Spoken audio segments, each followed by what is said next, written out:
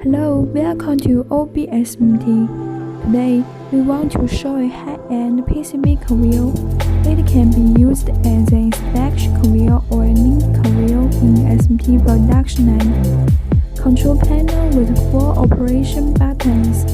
Wide button and narrow button is used for adjust the conveyor wise according to board size. Conveyor speed is adjustable. Direction change button is used for change the board follow directions. Left to right, right to left, both are okay. Very flexible. The manual automatic button is used for inspection board. After vocal visual inspection, press the pass button. It will follow into the next position. And the conveyor length can be customized also. 500 mm, 1000 mm, 1200 mm, both are okay.